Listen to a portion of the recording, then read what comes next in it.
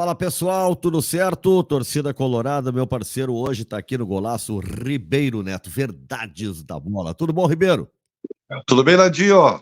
Obrigado, uma honra participar agora do new canal do Nando Bros, né? Com outra roupagem, mais pontual, né? Mais dedicado, né? Agora a torcida do Inter, vamos lá. Você vê que eu botei um vermelho assim e até um Adidas que é do Inter, mas não botei a camisa do Inter para tu não ficar ainda muito chocado. Vou deixar mais na segunda vez eu faço isso contigo. É um baque. Eu Ribeiro, para quem não sabe, a primeira vez que nós trabalhamos junto, Ribeiro, aquilo é o quê? É 95, eu acho, né? 95. 95. Final de 95, é.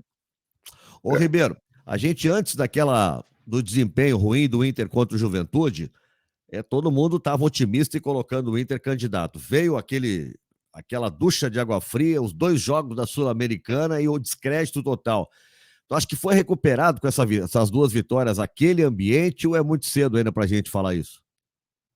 Olha, Nando, eu vou usar um pouco a tua sensibilidade como músico. Aliás, tem álbum novo chegando aí no final do ano, né? Te mandei Tem 2 todos os músicas links para novas tu lá ouvir no as músicas. Spotify.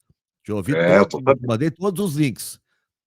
É isso aí, não tô sabendo. Você é um cara de muito talento, Nandinho. Mas, é, deixa eu só... Por que eu tô falando isso? Porque a minha tese é de que o torcedor do Inter foi colocado pelo seu clube num grande divã, entendeu?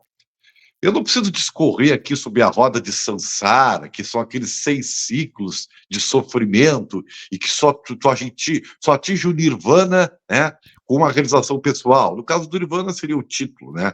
E os ciclos sofridos são esses tantos e tantos, tantas desventuras que o Inter tem tido nos últimos anos. Mas, enfim, seria uma coisa mais complexa. Eu prefiro dizer o seguinte: pega esse ano, foi montada uma expectativa lá em cima, cara. É um castelinho de areia. E que o Juventude veio com uma marolinha e destruiu a base, cara. Por quê? Porque o Inter investiu uma fortuna, contratou todo mundo, o Cudê pedia, pá. Aí todo mundo foi recepcionado no aeroporto, a coisa até o Robert Renan foi recebido no aeroporto. Aí o número de sócios bateu recorde. Cara, se criou assim uma coisa lúdica, que eu chamo de esperança e expectativa. Né? Qualquer nome jogava no Inter. Aí o Cudê já queria o Oscar, já se falou no Pato, ele já ligou pro Di Maria. Então se criou uma aura assim, que não entra dentro de campo. Não entra dentro de campo. É o externo, né? Batizado de esperança. E aí o que aconteceu contra o Juventude meio que assim, sabe, destruiu, arranhou, liquidou com aquela coisa, com aquela chama. Porque o que o torcedor do Inter tão sofrido falou assim: pô, mas nós fizemos tudo isso e continua a mesma M? É óbvio que ia ter uma repercussão negativa. E é isso que eu não consigo entender dos dirigentes do Inter, ou mesmo do Cudê, que é um técnico que já foi jogador de grande clube e tudo mais. Mas peraí um pouquinho. Os caras fazem um investimento desse tamanho e não querem ser cobrados. É óbvio que eu acho que é um exagero se eu for analisar racionalmente, Nando. Pô, o Inter não perdeu, né? O Internacional teve Eu acho que o nível da cobrança no Cudê, e Ribeiro aqui, tu sabe que eu só disse que eu era colorado, mas o que eu penso sobre o Cudê eu pensava antes. Eu não, né, não tem nada a ver, né? O que eu acho, eu já vi muito técnico ruim no Inter, também no Grêmio, mas estamos falando do Inter, muito técnico ruim.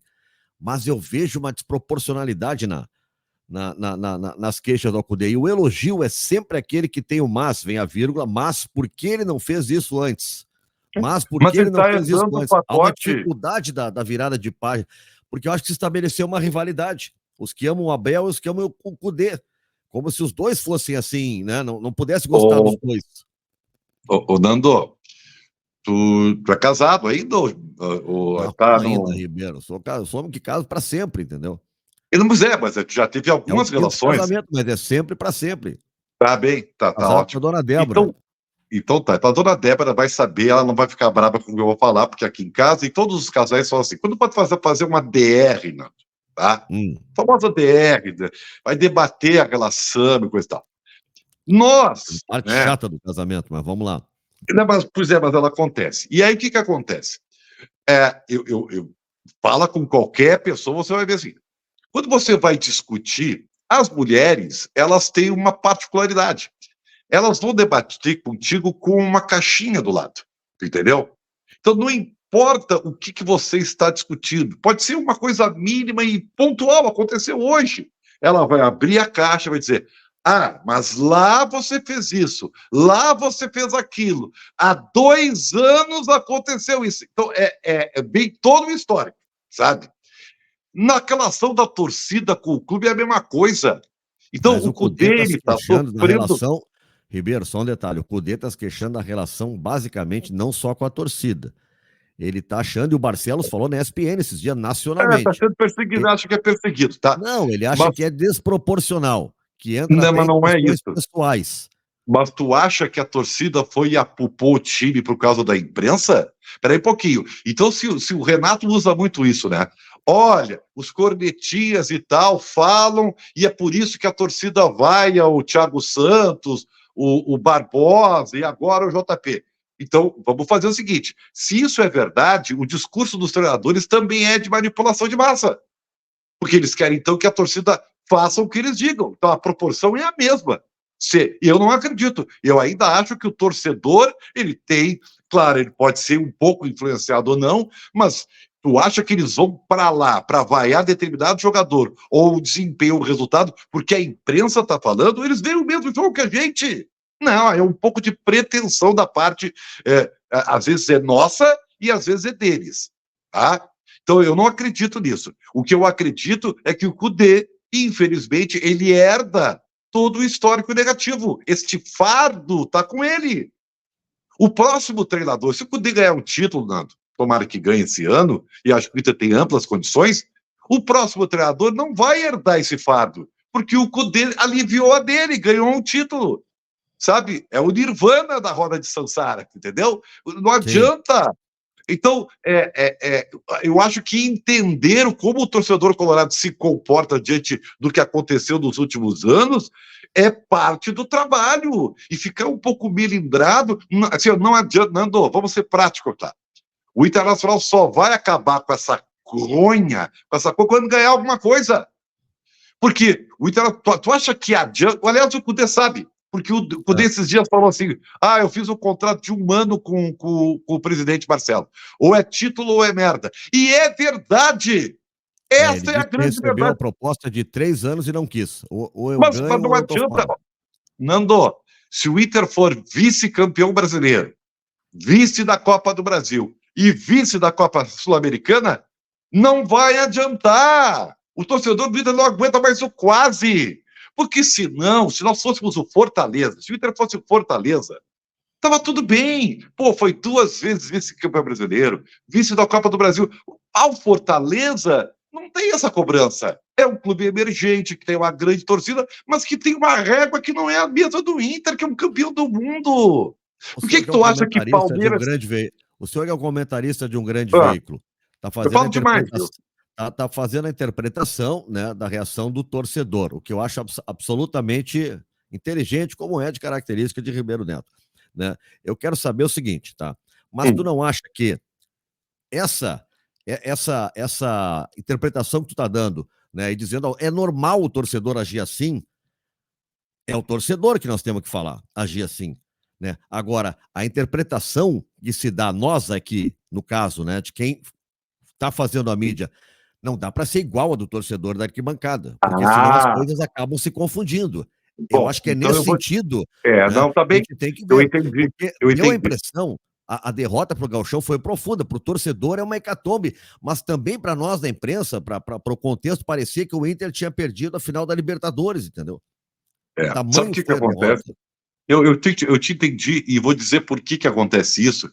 E agora tu está indo para um caminho e talvez tu possa entender como é peculiar da tua inteligência e tal, diagnosticar, na verdade, quais são as mudanças que estão acontecendo na comunicação esportiva. Com o advento dos influencers, ou os jornalistas identificados, hoje você está vindo para o teu time do coração, Nando, se também se misturou um pouco do jornalismo com o torcedor. E essa é uma coisa muito complicada, porque quando tu tem que ser jornalista, a tua opinião tem que ser despida de sentimentos clubísticos. Senão tu não tem uma opinião racional. Ela é uma opinião emocional. Mas a opinião emocional é do torcedor. O torcedor já tem uma opinião emocional. Só que é muito difícil, você vai com a tua conta dos dedos, tá? Uns nem são jornalistas, são comunicadores, tá bem. A comunicação hoje é uma coxa de retalhos, tá? Mas vamos lá, vamos pegar as pessoas que trabalham no meio, tá? Incluindo webs e tudo mais. Gente, tu conta nos dedos os profissionais que realmente são identificados e que não influem a sua opinião com base na emoção. É muito difícil. E é por isso que acontece isso, sabe? O cara vai para a coletiva perguntar, puto da cara porque o time dele perdeu. Essa que é a grande verdade. Então, e isso aí é muito chato, na verdade, tá? E eu fico numa posição difícil, Orlando, porque não é que quem sou eu para achar o que é certo e errado, tá? Mas agora há uma normativa da SEG que foi comunicada, não sei se tu viu, que os profissionais não podem mais ir com camiseta de clube para a sala de imprensa, para a zona mista e para a área de tribuna de coisa. E eu até brinquei hoje, pô, meus amigos vão ficar puto da cara, eu vou brigar com meus amigos. Mas a minha opinião é que está correto isso. Está correto, lugar de torcedor é na torcida. Lugar de profissional de imprensa é no local de profissional de imprensa. Tem que separar, porque senão acontece isso que tu está dizendo, se misturam umas coisas. Eu sou um jornalista que abriu o time, mas, acima de tudo, um jornalista. Exatamente. É isso aí. Que bom, que bom. Ribeirinho, eu sei que eu tô te atrasando aí, tu já tem que te mandar, tu é um homem de 458 compromissos diários, não é fácil. Os teus seguidores viram que eu falo pra caralho. É impressionante, é impressionante. O Inter pode ganhar o Brasileirão, Ribeiro, pelo que tu tá vendo? Claro que pode. Eu até falei o seguinte, que o Internacional tem time e tem grupo. Não é porque perdeu o Gauchão daquele jeito que o grupo ficou menos o mais qualificado. E se você for ver o Campeonato Brasileiro, o Inter ganhou do Palmeiras por quê? Porque igualou a competitividade. Aliás, o Palmeiras ganha dos outros porque tem mais fome de vencer, muito que vem do seu treinador. A qualidade do jogo do Palmeiras não é fina, né? Eles não têm um jogo técnico, eles são obcecados pelo resultado. E o Inter emparelhando isso, ele ganha de qualquer um. Né? Ribeiro, muito obrigado, grande abraço, sucesso. Valeu. Ribeiro Neto foi o nosso convidado aqui no Golaço, falando de Inter. Valeu, gente, até mais.